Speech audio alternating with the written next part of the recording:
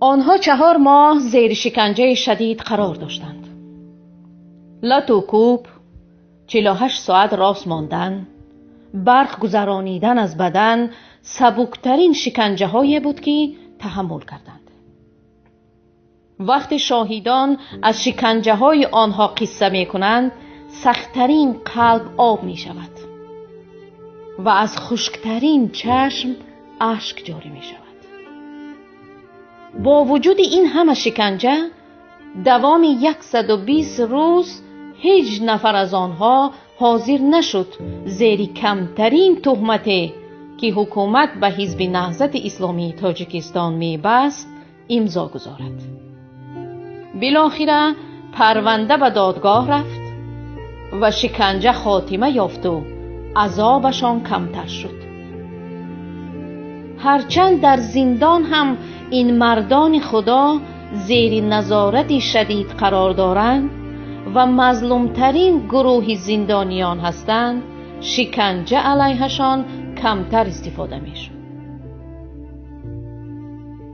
اما بعد برآمدهای ایام الدین ستاروف، عضو دیگر ریاست عالی حزب نهضت اسلامی تاجیکستان که ماه اوگوست از هجرت 3 ساله به تاجیکستان برگشت، شکنجه این رادمردان از سر گرفته شد.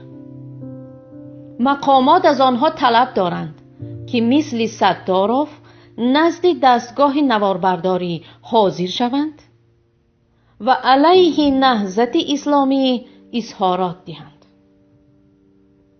اکثر آنها دوباره زیر شکنجه گرفته شدند، ولی باز هم هیچ نفری از آنها حاضر نشد به عهدش، پیمانش، حزبش و عقیدهش خیانت کند.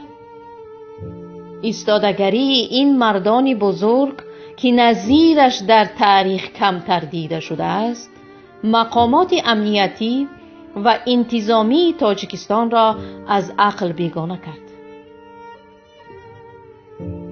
و 2 نفر آنها، محمد علی فیض محمد و جلال الدین محمود را آنقدر شکنجه کردند که خوف جان دادنشان پیدا شد.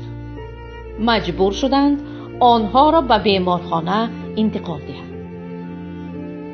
کمیته نجات زندانیان و اسیران سیاسی در تاجیکستان با استناد به منبعش خبر داد محمد علی فیض محمد و جلال الدین محمود بعد شکنجه وضعشان وخیم گشته به بیمارخانه انتقال یافتند. طبق اطلاع منابع گوناگون، این 2 نفر را به خاطر گرفتن اعترافات علیه حزب نهضت اسلامی تاجیکستان زیر شکنجه شدید قرار دادند.